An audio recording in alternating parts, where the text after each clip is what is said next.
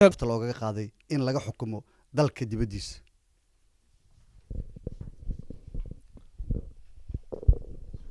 xaqiiqdii tan maanta waxay aaga duwan tahay kuwii hore.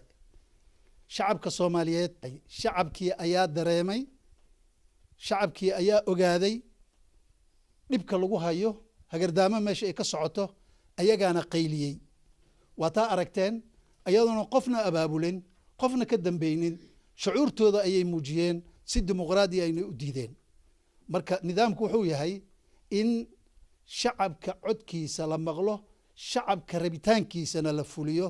xildhibaanka xalaasha ah ee wadaniga ee Soomaaliyeed waa inuu shacabkiisa dhageystaa, shacabkiisa u mathalaa. tan waxay tan kala aaga duwan tahay, aad arkaysid waxay tahay Soomaali isku duuban, ciidankeeda iyo shacabkeeda oo wada socda. muddo yar lama arkin, laakiin indhaha yaga ayaan ku aragnay baryahan dambe. adduunka waxa ka socdana meel la arkaba waa u jeediin. Soomaali ay muujinayso doorkii iyo kaalintii laga rabay. marka waxaanu leenahay allah xaqana tusiyo, wadada sacdaana allah nagu hogaamiyo, dalka yaga allah noo dejiyo.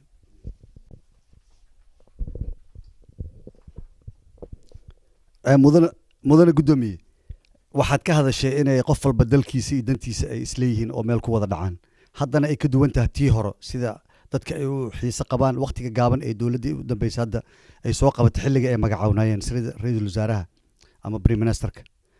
ma kula tahay in shacabka Soomaaliyeed ay awood ay uga hortagaan maamulka dibadda laga maamulayo 21 sano ama 20 sano inta ka badneed, in ay heli karaan shacabka Soomaaliyeed inay xuquuqdooda iyo maamulkooda ayagu ay soo dhacsadaan ay ismaamulaan? ma kula tahay sideese ku noqon kartaa?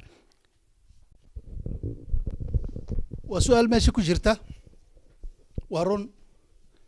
hase yeeshee laakiin muddadii 20 sano shacab isku duuban oo Soomaaliyeed bannaanka intuu soo baxay wax diidaya, hal meel u wada jeeda ma jirin. laakiin maanta waa jiraa.